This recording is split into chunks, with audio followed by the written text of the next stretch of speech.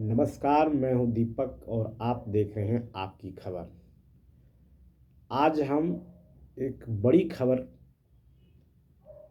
पर चर्चा करने जा रहे हैं, जो कि हाल ही में हरियाणा हाई कोर्ट के द्वारा बाबा राम रहीम को एक बार फिर से पैरोल दे दिया गया। यह सबसे बड़ी खबर है क्योंकि बाबा राम रहीम पिछले कई सालों से जेल में बंद हैं। दो लड़की के आरोप में उन्हें जेल में बंद रखा गया है। इसके अलावा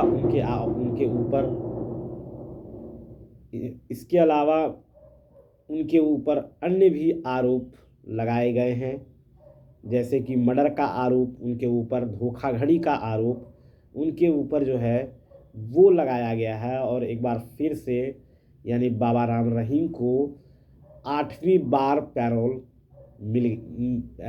पैरोल जो है वो हरियाणा हाई कोर्ट के द्वारा मिल चुकी है।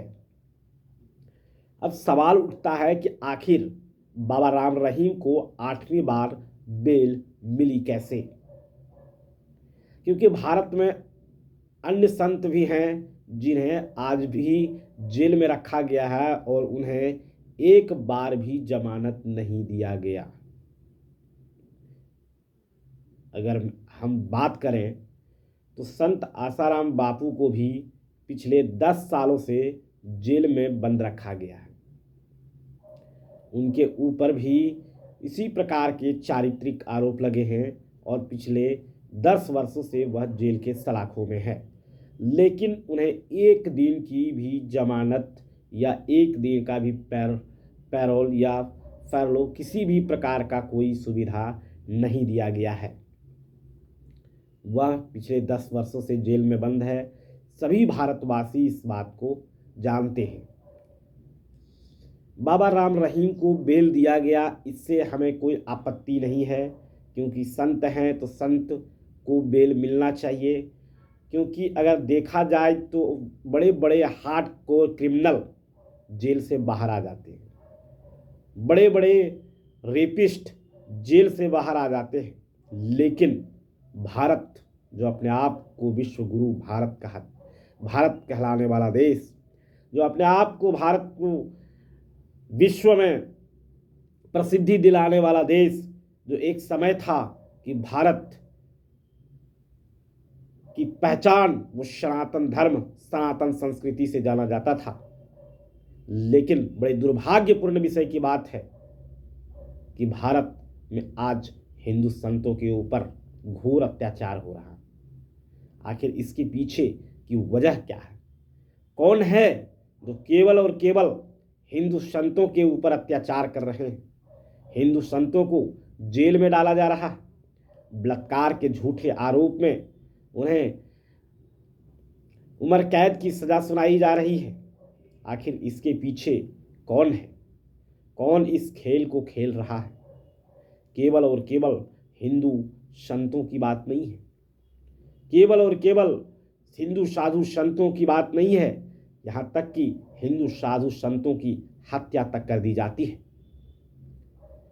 मान लेते हैं कि आसाराम बापू और बाबा राम रहीम ने रेप किया था, लेकिन उन पाल घर में दो साधुओं की निर्मम हत्या कर दी गई। उन्होंने क्या किया था? उनकी क्या गुनाह थी जिनको अत्याचारियों ने उन्हें पत्थर से और साथ ही डंडों से पीट पीट करके हत्या कर दी? बड़े दुर्भाग्यपूर्ण की बात है। और जब इन सब बातों को सोचता हूँ तो आंखों से आंसू आने लगता है कि हम किस देश में रहते हैं, किस देश में जीते हैं। इस बात को समझने की जरूरत है। इसलिए मैं अपने चैनल के माध्यम से कहना चाहता हूं, क्योंकि आज का जो हिंदू समाज है वो चुप है, वो मौन है। आखिर क्यों? उन्हें ऐसा लगता है कि हिंदू साधु संतों को ही टारगेट किया जाता है और हिंदू साधु संतों को ही टारगेट किया जा रहा है। हिंदुओं को क्या? हिंदुओं को उनसे क्या लेना देना? हिंदू उनके लिए क्यों बोले? लेकिन एक बात समझ में आ जाना चाहिए, एक बात हमें समझने की जरूरत है। हे भारतवासियों, क्यों हो मौन? देखो निशाने पर है कौन। आज है संत और संस्कृति, कल होंगे हम और आप, एक के बाद एक की बारी। आज हिंदू संत है तो कल हम और आप भी उन्हीं षड्यंत्रकारियों के शिकार होने वाले हैं। आज आप देख सकते हैं कि हमारे हिंदू देवी देवताओं के ऊपर गलत टिप्पणी की जाती है। राम को काल्पनिक बताया जाता है, माता सीता, माता दुर्गा, माता लक्ष्मी को वैश्या बताया जाता है। रामायण को काल्पनिक बताया जाता है। आखिर इसके पीछे वजह कौन है? कौन इस खेल को खेल रहा है? और ऐसा खेल खेलने वाले हमारे समाज में खुलेआम कैसे घूम रहे हैं? ये सबसे बड़ा सवाल है। आखिर इनको पनाह देने वाला कौन है?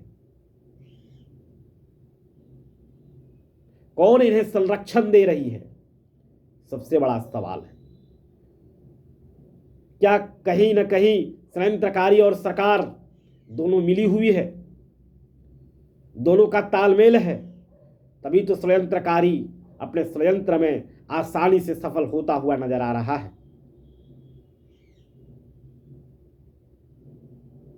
भारतवासियों, इस बात को समझने की जरूरत है।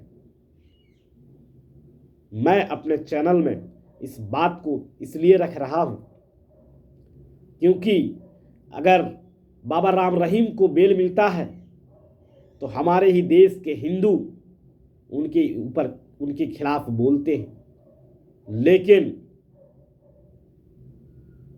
दक्षिण भारत में बिशप फ्रैंको मुकल्लल 57 को बेल दे दिया गया, लेकिन हिंदू समाज उसके ऊपर एक शब्द भी नहीं बोला। उनके ऊपर भी रेप चार्जेस लगे थे, लेकिन 39 गवाह के बाद भी बाबा राम रहीम के 39 बिशप फ्रैंको मुकल्लल के खिलाफ 39 गवाह होने के बावजूद भी उन्हें बेल दे दिया गया। लड़की रोती रही, लड़की चिल्लाती रही, लेकिन फिर भी बिशप फ्रैंको मुकल्लल को जमानत दे दिया गया। हिंदू समाज कहाँ सोया हुआ है? कहाँ सोई हुई है हमारी भारतीय मीडिया? और सोशल मीडिया पर जो वीडियो बना करके डालता है, जो बोलते हैं कि बाबा राम रहीम को बचाने वाला कौन, बाबा राम रहीम को बाहर लाने वाला मास्टरमाइंड कौन? मैं उनसे सीधा ये सवाल पूछता हूं कि बिशप फ्रैंको मुकल्लल को बेल दिलाने वाला मास्टरमाइंड कहां पर है? उन्हें कौन बचा रहा है? उन्हें कैसे बेल मिली? उनको कौन बेल दे दिया और क्यों दिया? क्या आप लोगों ने कभी उनसे सवाल किया? मैं पूछना चाहता हूं, अगर हमारे देश के हिंदू संतों को बेल मिल जाती है, अगर हमारे हिंदू साधु संतों को जमानत पर रिहा कर दिया जाता है, तो यही मूर्ख हिंदू समाज हमारे देश के हिंदू संतों पर उंगली उठाते हैं। इस बात को समझने की जरूरत है। हिंदुओं, आप भी नहीं बचोगे। इस बात को समझो, इस बात को समझो कि आप भी नहीं बचने वाले हो। आप भी उन्हीं षड्यंत्रकारियों के जालसाजों में फंसने वाले हो। इस बात को मानना पड़ेगा, स्वीकार करना पड़ेगा आपको। मैं आपको एक और बात बताना चाहता हूं, ध्यानपूर्वक सुनिएगा, और वो है कि आपके देश में एक और नया कानून आ गई है, वो है मैराइटल रेप लॉ। समझ रहे हैं ये मैराइटल रेप लॉ क्या है? मैराइटल रेप लॉ यानी कि वैवाहिक दुष्कर्म, यानी विवाह के बाद भी आपके पत्नी के द्वारा रेप चार्ज लगाए जा सकते हैं और आपको 10 साल की सजा सुनाई जा सकती है। आप सोच सकते हैं कि कहां पर है। भारत के हिंदू बहन बेटियों को भी इस बात को समझने की जरूरत है, क्योंकि आज की जो बहनें हैं, आज की जो बेटियां हैं, वो भी हमारे हिंदू साधु संतों के खिलाफ में बोलते हैं। चाहे वो 4-4 5-5 बॉयफ्रेंड के साथ ही क्यों ना घूम रहा हो, चाहे वो 4-4 5-5 गर्लफ्रेंड के साथ ही क्यों ना घूम रहा हो, लेकिन फिर भी हिंदू साधु संतों के खिलाफ में बोलते हैं। इस बात को समझने की जरूरत है, क्योंकि हो सकता है आपके भाई पर बलात्कार का आरोप लग जाए, आपके पिता पर बलात्कार का आरोप लग जाए, आपके चचा पर बलात्कार के आरोप लग जाए, किसी के भी ऊपर अब रेप चार्ज लग सकते हैं, because rape charge become the fashion of India. बात समझने वाली है भारतवासियों। भारतवासियों इस बात को समझने की जरूरत है, क्योंकि षड्यंत्रकारी अपने षड्यंत्र में सफल होते जा रहे हैं। मुझे एक बात समझ में नहीं आ रहा था कि आखिर भारत 200 सालों तक गुलाम क्यों रहा, 200 सालों तक अंग्रेजों का गुलाम क्यों रहा, 200 सालों तक मुगलों का गुलाम क्यों रहा। लेकिन अब मुझे समझ में आया कि भारत गुलाम क्यों था, क्यों है और क्यों रहेगा, क्योंकि भारत आज़ाद हो पाना मुश्किल है। भारत के ऊपर आज भी षड्यंत्र चल रहा है, आज भी भारत को पुनः गुलाम बनाने की कोशिश की जा रही है। इस बात को समझने की जरूरत है। बाबा राम रहीम को पैरोल मिली, मुझे इस बात की खुशी है, लेकिन आसाराम बापू जैसे कई संत जेल में बंद हैं, उन्हें भी जमानत मिलनी चाहिए।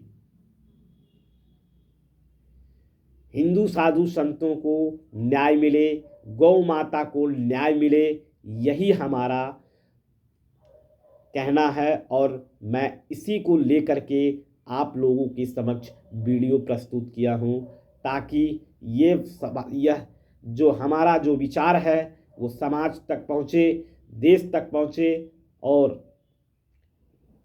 हमारे साधु संतों के षड्यंत्र को भारतवासी अच्छे से समझे। हिंदू होकर हिंदुओं के खिलाफ बोलना यह सबसे बड़ी मूर्खता है, और मैं मानता हूं जो हिंदू साधु संतों के खिलाफ बोलता है वह मूर्ख हिंदू है, वह मूर्ख हिंदू है। और यही वजह रही है कि भारत 400 सालों तक गुलाम रही।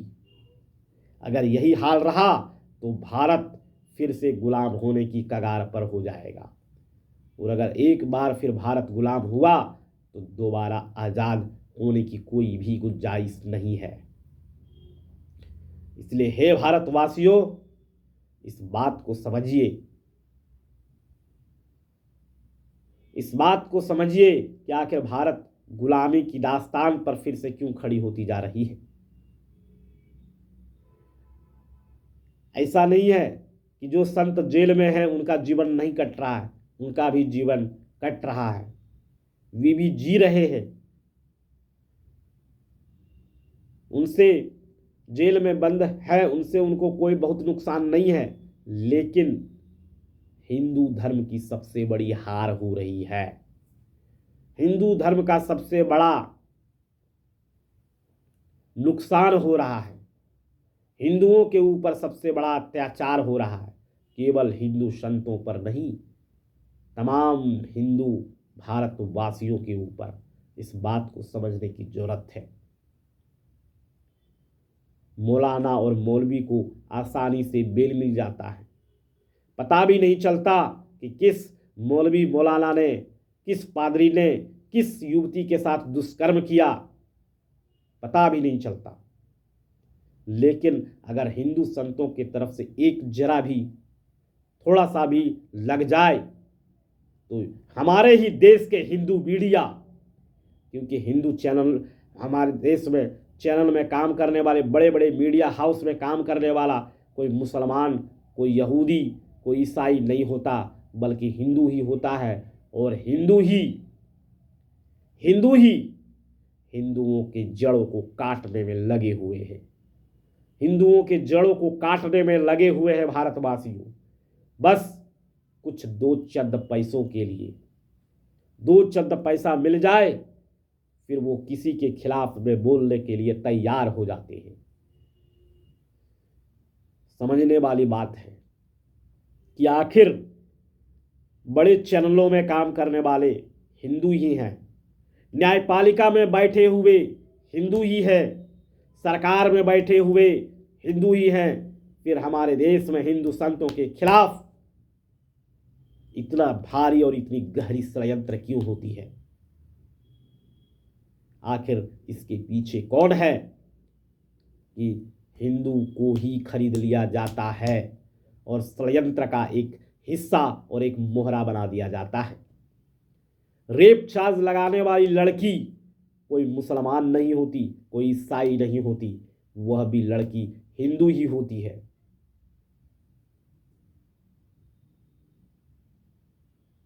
आप सोच सकते हैं, जरा सोचिए कि कैसे हमें शिकार बनाती है, कैसे हम षड्यंत्रकारियों के शिकार बन जाते हैं।